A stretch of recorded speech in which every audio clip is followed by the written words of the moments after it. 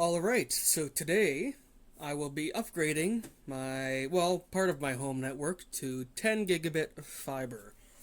So this is something that, since now having a proper workstation, like desktop, gaming rig, whatever you want to call it, um, since I have that set up now, and since it's really good for editing videos, just because now I have a proper screen and everything, I have a decent graphics card. Um, Pulling files off of my server with just a gigabit connection is a little slow. I also can't directly edit off of the hard drives on my server. And that's also due to hopefully, just a limit of the 1 gigabit network connection. I'll find out after doing this. Um, so basically, this network upgrade should help me either edit directly off of it or make pulling big, 30, 40 gig folders of video clips off of my server onto one of the SSDs in my rig a lot faster. So, for this project, I picked up an Aruba Networks S2500 switch. This is the 24P 4X10G PoE model.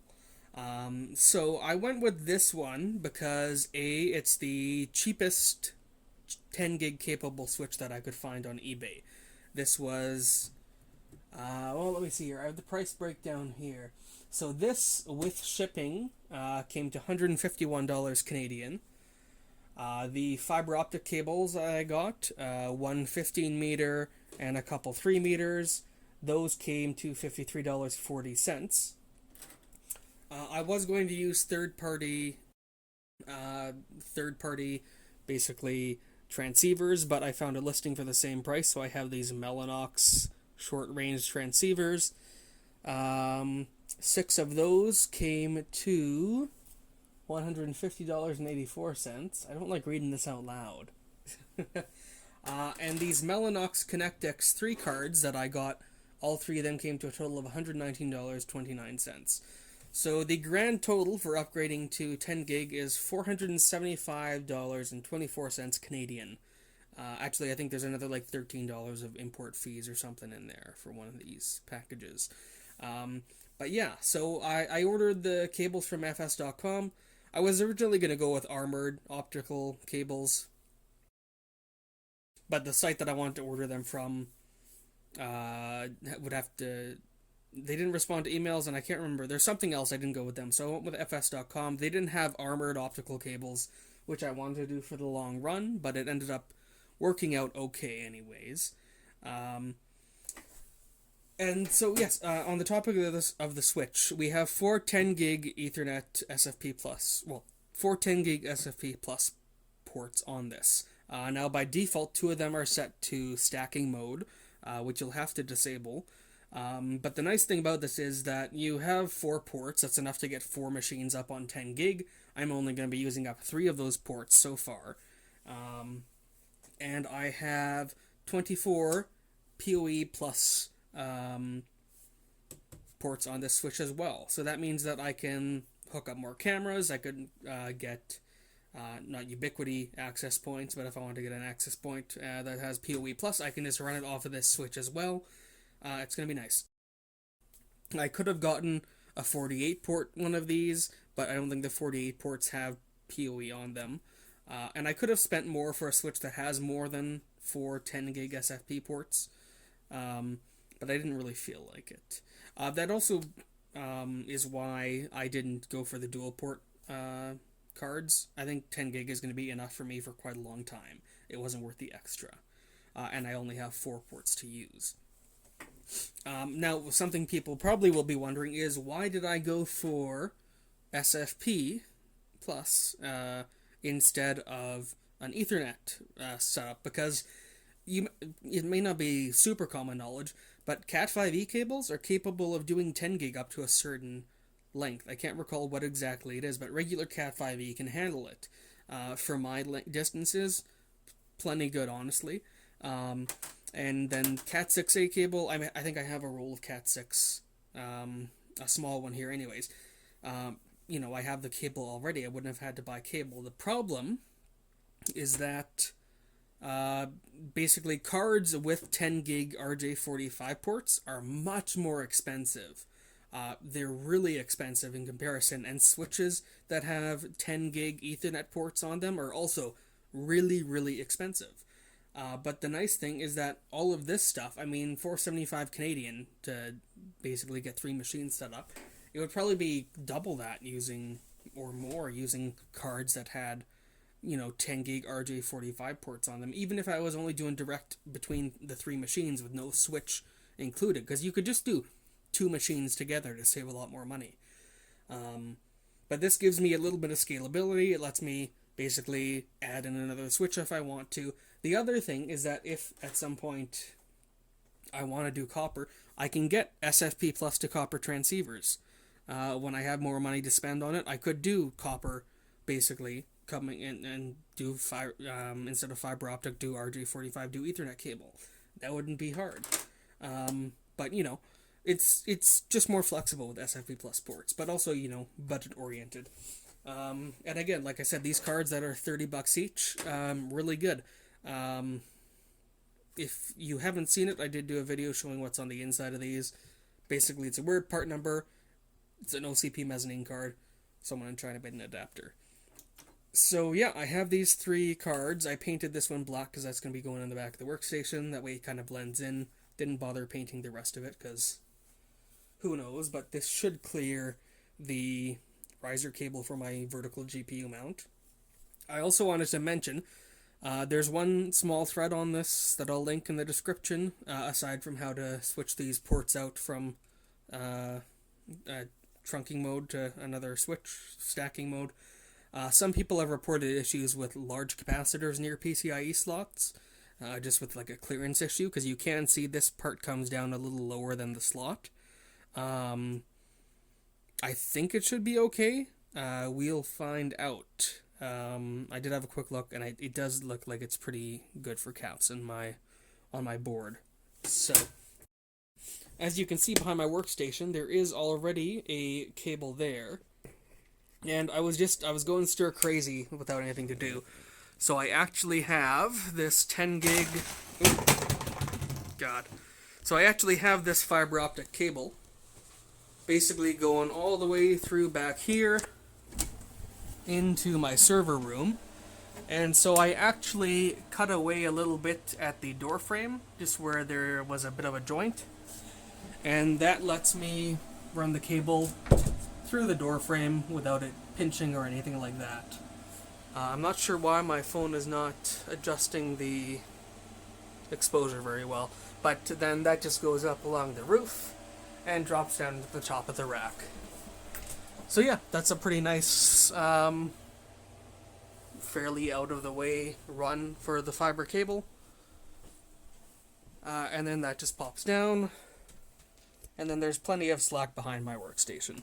So we are going to start by shutting down my workstation and draining the loop, pulling out the GPU, and sticking the first of these cards in.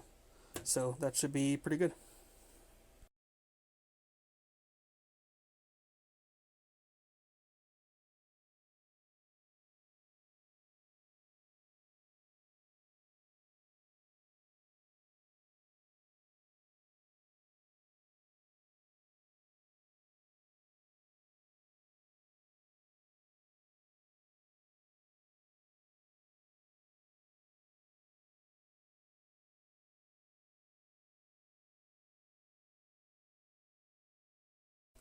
Okay, so now we have our GPU out of the way.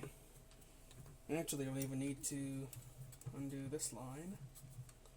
Although I do have some new clear tubing that isn't cloudy, so I'll replace that at the same time as this. So you can see I have the vertical GPU riser here. And we will go ahead and unplug this. And so you can see here we have a 16x PCIe slot right at the bottom, well, second to the bottom there. Now this, let me grab a card. Now these cards, as far as I can tell, and just based on PCI lanes and stuff, they do need a full X8 connection. Unfortunately, I only have a 1x slot or a 16x slot down here, and the very bottom is actually a PCI slot, not PCI Express, but PCI. That just sort of shows that this is a workstation. also the serial port that I used to have. So I'll have to take out one of my vented covers, which actually came out super easy, even though I super glued it. Then our fancy painted black card will slide in here. And so there are a couple capacitors. Let me get a little closer here. So there are a couple capacitors right by this slot. However, based on where this pops out, this little extra bit of the circuit board here, I think it should be good. So it's right underneath the slot, I think, is where your main concern is. And then the rest of it is actually going to be flush. So we can go ahead and sneak our card in here. And I just have this. So I think I'll actually have to take my GPU mount out, unless I can sneak it inside. Okay, I'll have to take my vertical GPU mount out, that way I can get past the actual part of the GPU riser thing that you can't see anyways. So give me a minute to do that.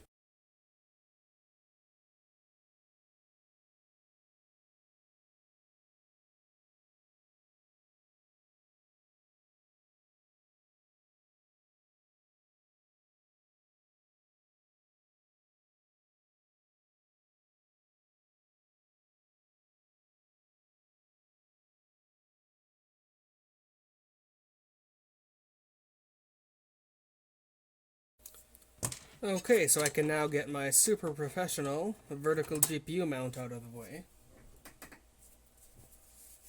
And get some of the dust off of there. Then we can grab our Mellanox SFP Plus card.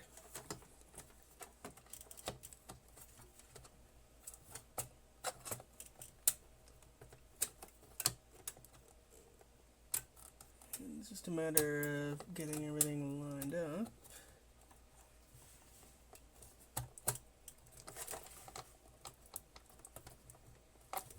Interestingly, it looks like I'm just having a little bit of trouble getting the actual slot part in of the back cover.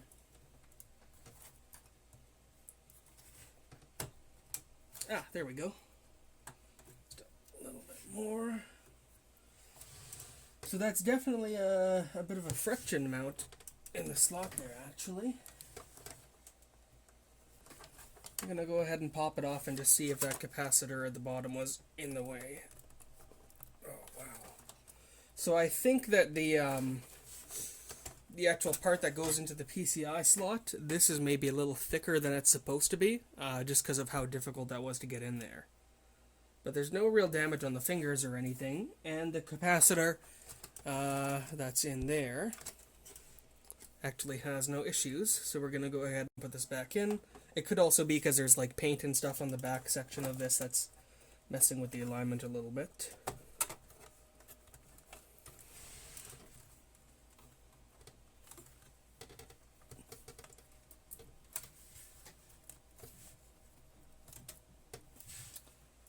Okay, but there we have it. So on the back of my workstation, we now have an SFP Plus port. So I can go ahead and pop a transceiver into this right now. That's pretty nice. The thing about SFP Plus and regular SFP connectors is just the sheer length of them. It's a little, you don't usually plug stuff that's this long into your computer, but that goes in there. So there we have our mount, and there's a little bit of water that came out of this hose, so I'm just going to take care of that. So now we should be good to put our vertical GPU mount back in, and the riser should clear this card here.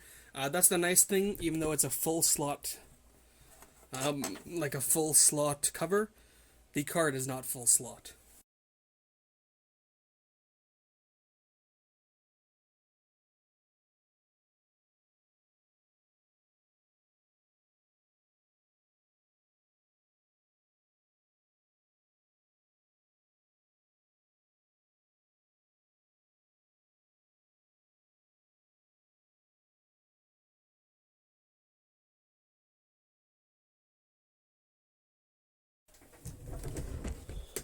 Alright, so we have our riser cable in place.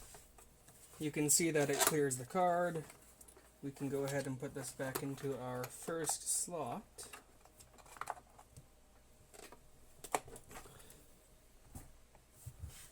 And there we go. Once there's a vertical GPU in place, you won't be able to see really any difference from the case at all. But on the back of it, we have our SFP Plus port that the fiber cable will be hooking into to give us 10 gig internet or Ethernet. And I think that it's actually, it looks really sharp with the cover painted black. I'm glad I did that. It makes it blend in a lot better. But of course, there's going to be, bright blue fiber optic cable coming out the back of it. So, give and take. But yeah, so I'm going to swap this tubing over. I'm also going to pop apart my GPU block just to try and fix the flow indicator. That's still a little sticky. And then we will cut to the server room. Okay, so I have the system cleaned out again and everything installed. And I can already basically tell that the card is working because once the system comes up, there we go, you see, iSCSI Flex Boot from Mellanox. And so I don't have a CPU fan header or anything in there, but my hard drives are there.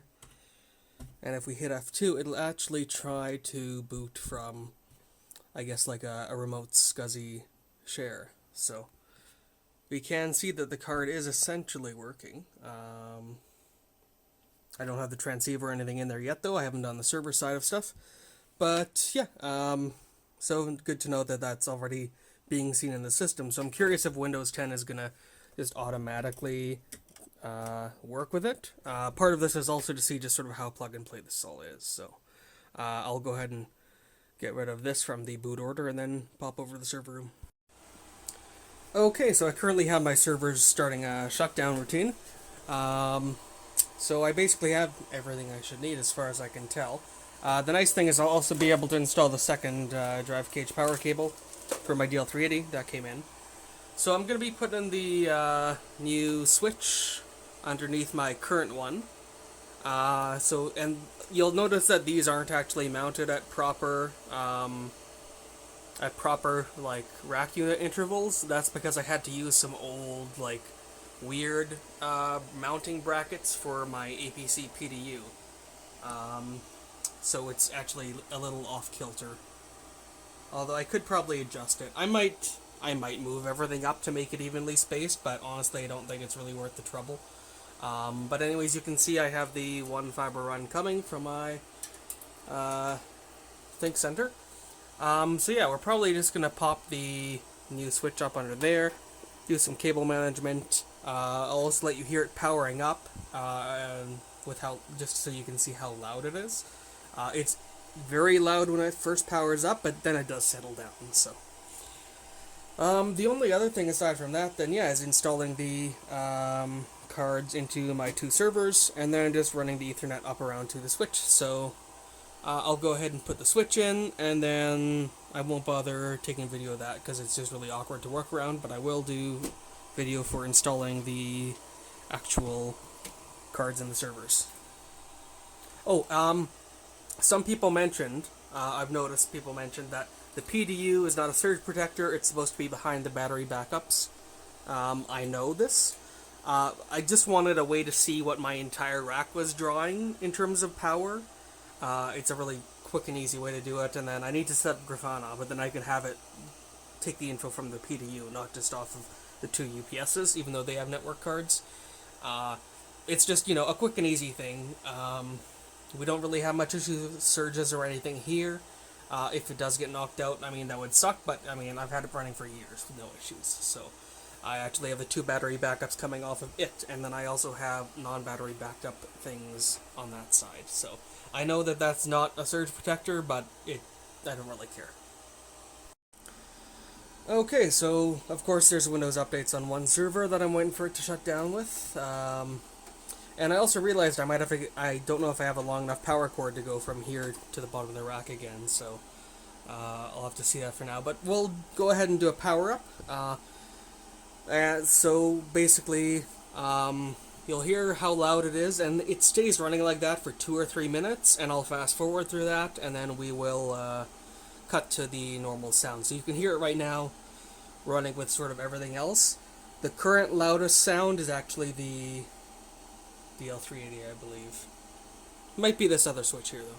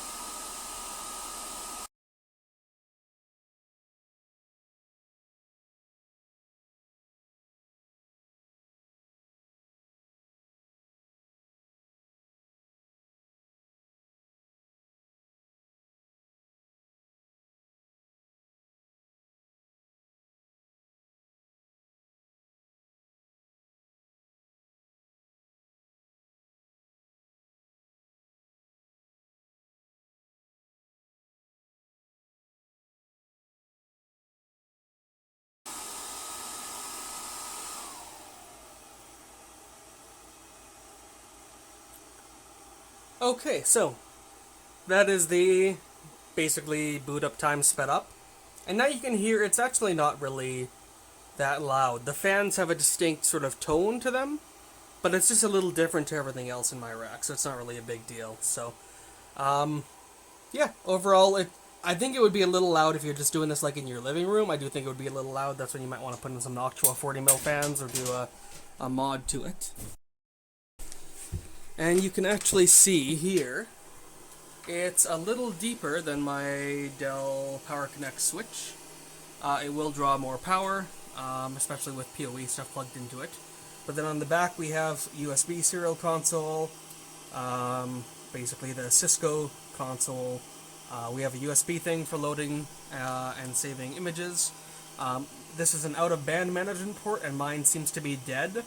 I wouldn't have minded having an out-of-band management port working, but oh well. Yeah, I posted on the Aruba forums, and basically it seems like it should have lights on it, but that's not working.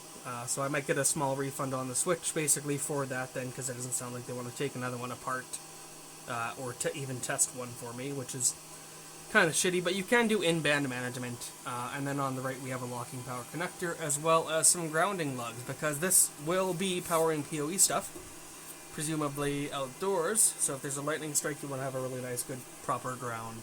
That's something that the Power Connect does not have, so I will now, I guess, turn everything off and go ahead and install the network cards.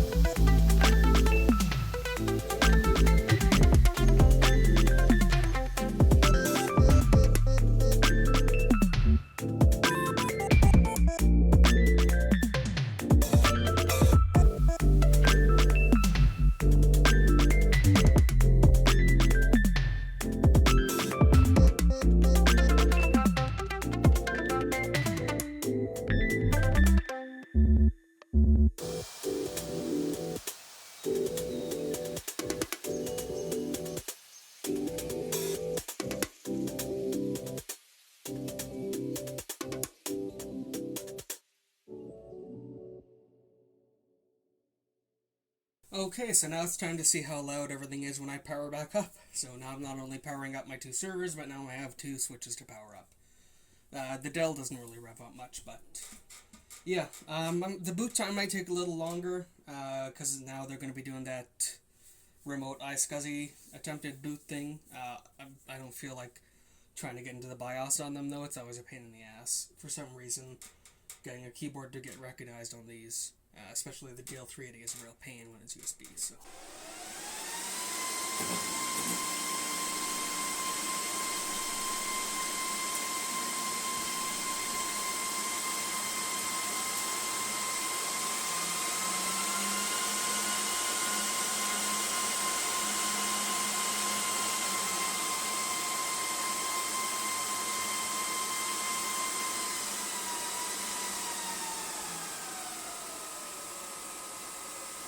Okay, that's the two servers down. And then it's going to be like 2 minutes for the, Oh.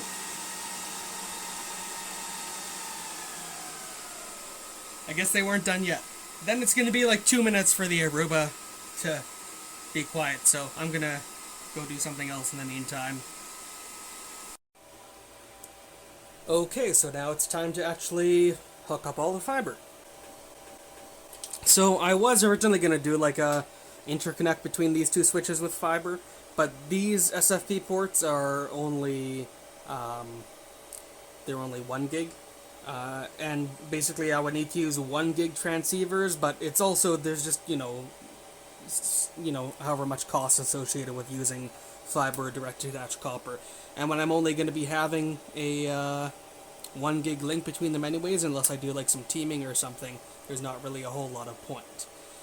So this is all still needs to be cleaned up quite a bit, but we can go ahead and populate 3 of these ports with some transceivers.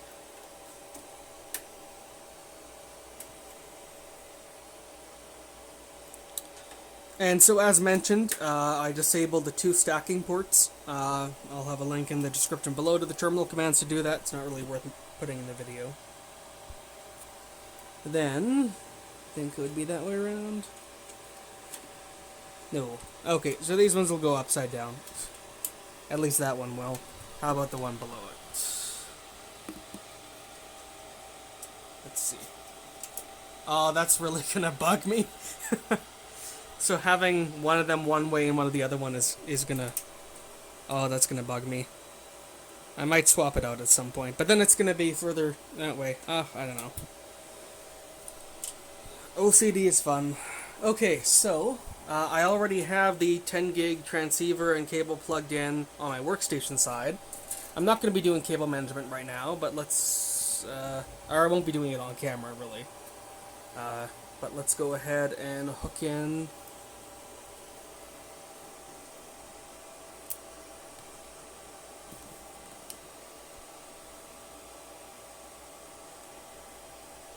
I believe it's plugged in on the other side. Let's go see. Oh, hey, okay, there we go. It just took a little bit, so I thought I was going to have to configure it, maybe, through PowerShell, but it just looks like in the time that I went from my server to the other side, it already connected. So then we'll go ahead and hook in this cable, and we'll make this one the Google search appliance. Sorry, this is not really going to be a great part of the video. So then this one is just going to hook in here. And let's see how long that takes to... Oh, there we go. That's pretty good. Not sure why the other one took so long. Okay. And now we have the last one, my DL380G6.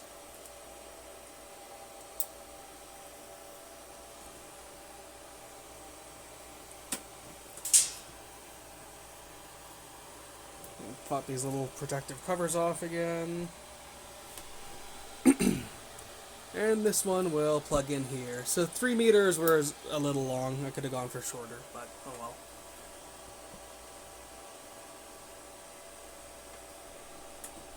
Alright, so there we have it. We have my workstation and my two servers hooked up with messy right now 10 gig fiber optic. So my workstation actually recognized it right away. Like drivers are installed and everything already, like super fast. So we'll see if they're installed like this already. But let's just see if like just drag and drop. Let's just see if it'll just automatically pick the fastest route, because I want to see just how plug and play this stuff is. Wanted to make a quick correction. You might have seen it already, but you can actually see the status, like the link and status lights on there. So those are visible even on the workstation. And then we can see the not great, but fairly decent cable management for the fiber. So let's go ahead and pop over the desktop. Okay, so I don't feel like syncing with screen recording. But if we go ahead and look on one of my servers, there's the ConnectX-3 Ethernet adapter. Same on another one of my servers. And on my workstation. So, if we go ahead and actually start Task Manager on this one, we should see a new network interface.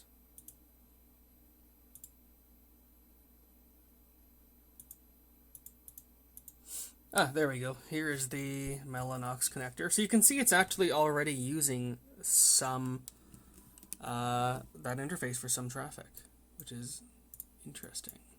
So this is, I want to say again, this is without any configuration or anything yet. So let's go ahead and take a look at the ConnectX. It's already set to Mellanox or to Ethernet. Oh, and I want to see the status. There we go. Look at that. 10 gigabits per second. Oh.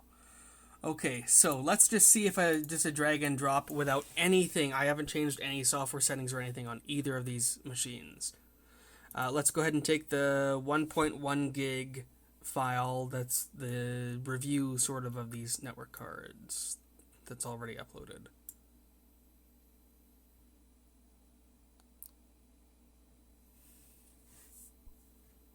Okay, so we are in fact using the ConnectX-2 for this, it looks like. Only 85 megabytes a second though. So I'm wondering if I am being limited by my hard drives on the server though. So that was from a hard drive to an SSD. Let's try and copy from an SSD to a hard drive. Whoa. Oh, there we go. That's, hey, 200 megabytes per second. Oh, I like that. Okay, that might be cached though. Let's try. What's another big file? Here's a video that I won't. Nope, that's 500 megs there. I want something that's really big.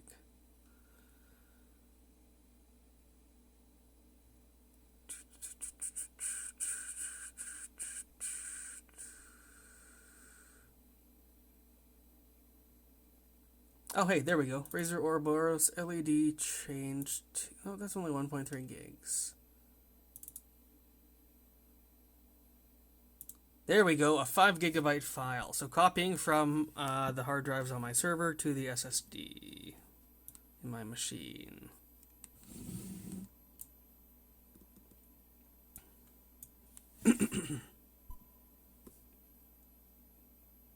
So it looks like there might actually be a limit of about 70, 80 megs a second. Just from copying from my hard drives. And then when I'm copying back, I'm hitting that cache on the RAID controller. So I was hoping to see a big improvement right away, and my drives on the server are on 6 gigabit per second. So it is a little odd that it's not going as fast as it can, although I'm trying to think if I have the cameras, like CCTV, writing to that drive right now too. So this is obviously not very impressive. Interestingly, Task Manager is saying like 600 megabytes per second.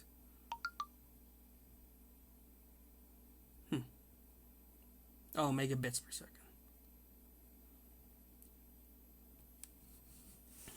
Okay, hopefully that comes across better there. Okay, and now let's try and copy to another, that R710. There we go, so now we're hitting like 400, 500 megabytes per second. Interesting. Okay, so let's copy off of the R710 back onto my SSD and just see if it's slow on that one too. Okay, no, there we go. So I must have something else running to that drive that all my video projects are on. Because look, now we're hitting, this is not full 10 gig speed, obviously, but I'm copying off a spinning Rust on the other side.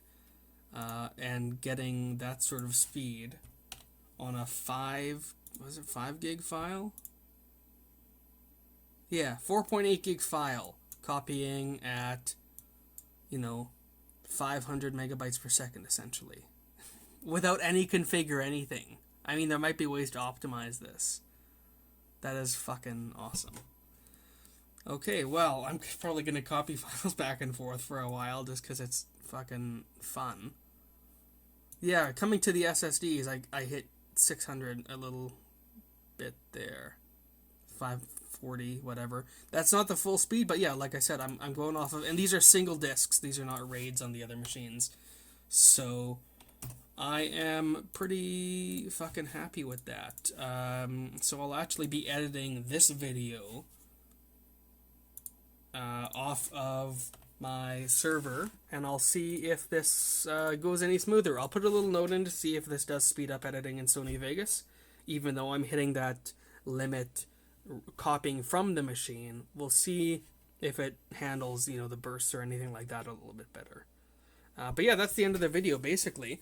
So now I have fiber optic 10 gig in the back of my workstation, my gaming rig, whatever you want to call it, and that is giving me a 10 gig connection over to my 2 servers, and I can still put one more thing in. So is it worth the money I spent? I don't know, but I haven't done server stuff for quite a while. I really wanted to get my hands on some more enterprise gear and stuff, and yeah, as far as this goes, I mean, like $30 per card, drop in, and then boom, you have 10 gig.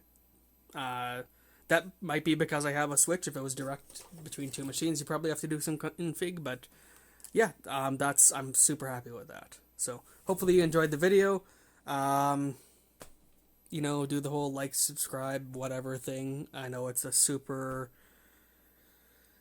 stereotypical YouTube thing to say, but honestly, like, it's kind of disheartening seeing like 0 subscribers essentially, like 500 and some. I don't know. It's slowly ticking up, but yeah, I know my channel is pretty niche and whatnot, so I'm not expecting to hit a huge popularity jump or anything unless I can come up with some sort of stupid viral thing, but that probably wouldn't last anyways. So yeah, hopefully you enjoyed the video.